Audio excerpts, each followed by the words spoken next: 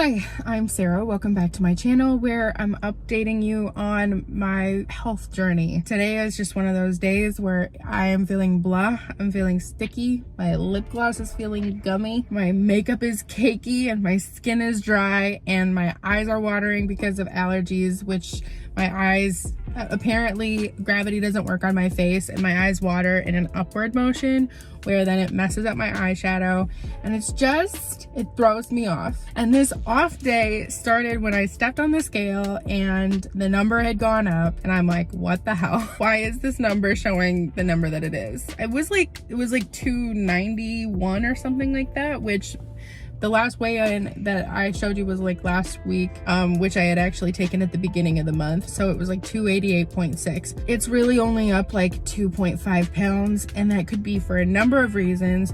And as I say on my channel all the time, I've been dieting since I was 9. And if you're like me and you chronically diet, it's been a long journey.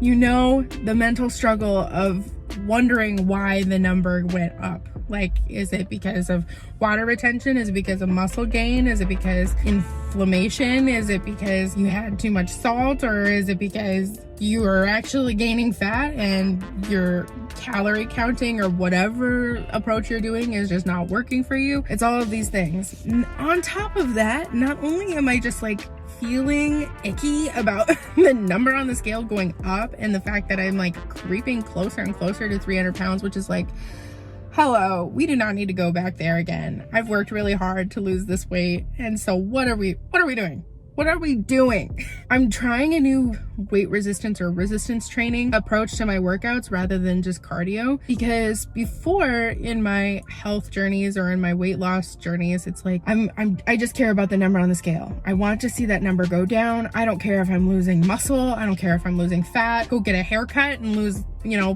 point however many ounces of hair. Like, let's lose weight. This time around, I'm like trying to recomposition my body. I'm trying to turn some fat into muscle and keep a little bit of my frame just so that, you know, it helps with my skin elasticity, and hopefully I will feel stronger and feel more mobile and more capable. I don't necessarily mind the shape that I'm in right now. I kind of like my shape. I kind of like how I look, but I don't like how I feel. I'm trying to change that. And then I've been lifting weights, but then every time I go to the gym, your girl just can't have moderation. It's all in or all out. So I've lifted weights, and yeah, my left knee healed from what I mentioned last week, but now my right knee is hurting, and now I'm just complaining. And now I just feel like I'm complaining and I'm feeling whiny. But yeah, so now it's like, okay, I've been going to the gym and I don't feel better right now. I feel awful.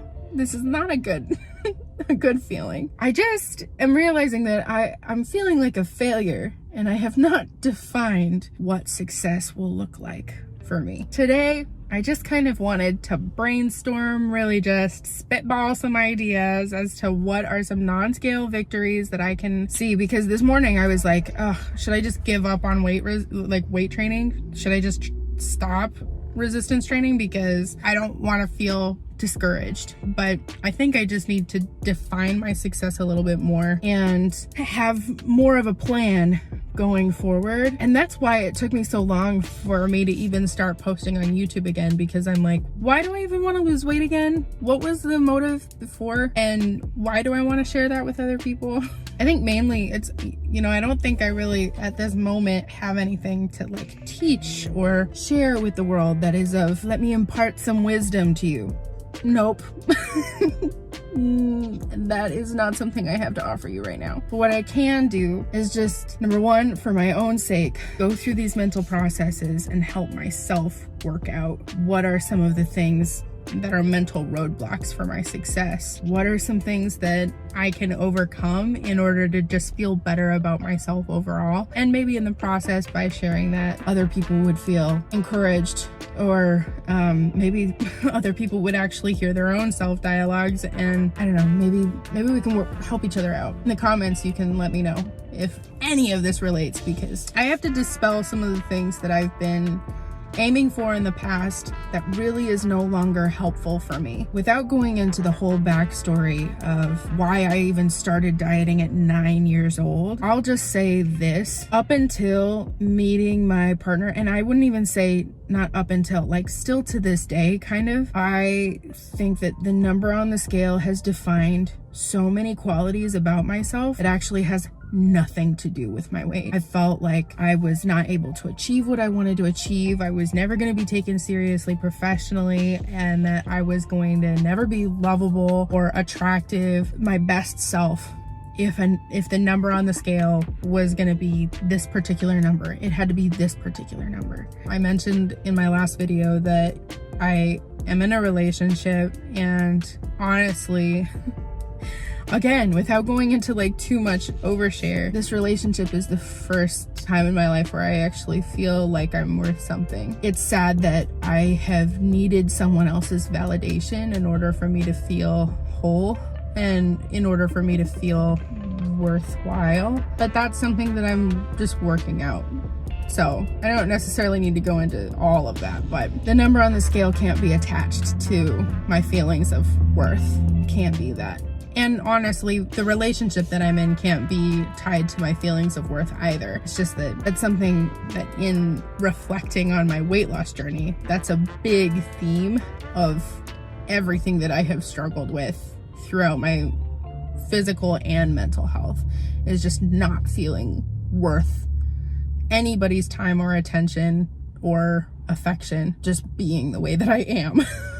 So we're still working on that. But also, my goal cannot just be to hit a number, because even in my last video, I mentioned that I actually hit the 100-pound weight loss mark, but that was because I wasn't eating and I wasn't doing anything but just walking and looking for jobs. And that's not a healthy way to lose weight. This time around, I am still going to, share my weight. I am still gonna talk about that because those are helpful measurements, and it's not such a triggering measurement for me that I need to completely avoid the scale entirely. But I really need to define success in a more tangible way, rather than just seeing a number and then having to debate in my head what could possibly have gone wrong. If I actually made decisions for myself that made me feel a lot better physically.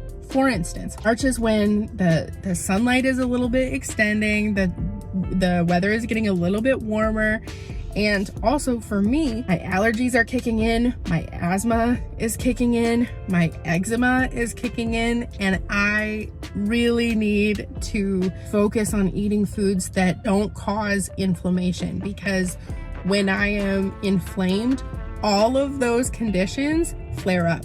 On top of that, I have PCOS and endometriosis. I especially need to be eating kind of lower glycemic foods that my body isn't particularly sensitive to, which I'm not like gluten intolerant or anything, but I just don't do well with wheat, dairy, or sugar. And so right now I've cut wheat almost entirely. I've reduced my sugar intake, but I'm still working on that. And dairy is gonna probably be my last category of reduction, because I still want to get a good amount of protein when I'm doing resistance training, and your girl cannot just be affording prime cuts of meat, so we gotta get some protein somewhere. So there's still gonna be like some eggs and dairy and stuff. Those are things that I am gonna be looking for in terms of non-scale victories. I need to see that the conditions that I am managing personally are actually being managed. So I feel a lot better with my asthma, but my eczema is like flaring up. I don't know if you can see